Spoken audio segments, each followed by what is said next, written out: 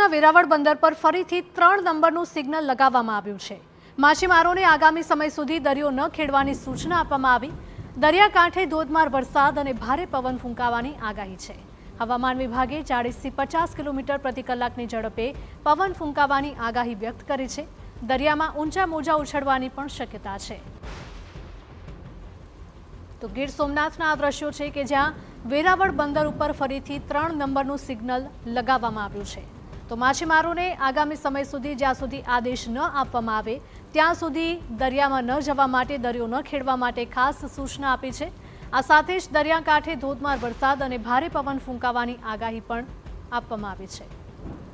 સંવાદદાતા દિલીપ જોડાયા છે। દિલીપ, જણાવશો કે આગામી સમયમાં માછીમારોને દરિયો ન ખેડવા માટે પણ સૂચના આપવામાં આવી છે।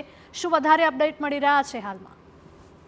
જે વાત કરવામાં તો છેલ્લા 2-3 દિવસથી વાતાવરણમાં પલટો આવ્યો છે અને મુશળધાર વરસાદ છે તે ગીર પંથક અને આસપાસના વિસ્તારોમાં ખાબકી રહ્યો છે। આ સિવાય સમગ્ર રાજ્યમાં પણ ભારે વરસાદ પડી રહ્યો છે। ત્યારે સમુદ્રની અંદર પણ પવન ફૂંકાવાની દહેશત છે। ત્યાં પણ જે સમુદ્ર છે તેની અંદર કરંટ જોવા મળી રહ્યું છે અને તેના કારણે હમણાં 2 બોટ છે હાલમાં જાફરાબાદમાં 2 દિવસ પહેલા ડૂબી હતી। આ સિવાયના પણ અન્ય બનાવો બન્યા છે, જેને લઈને 3 નંબરનું ગઈકાલે સિગ્નલ લગાવવામાં આવ્યું હતું। એ સિગ્નલને હટાવી લેવામાં આવ્યું હતું, પરંતુ ફરી સ્થિતિ છે તેને જોઈને હવે ફરી એક વખત 3 નંબરનું સિગ્નલ છે તે વેરાવળના પોર્ટ ઉપર, બંદર ઉપર લગાવવામાં આવ્યું છે અને માછીમારોને દરિયો આગામી સૂચના ન મળે અથવા તો આગામી સિગ્નલ ન લગાવાય ત્યાં સુધી કોઈ પણ પ્રકારની માછીમારી ન કરવા ચેતવણી આપવામાં આવી છે।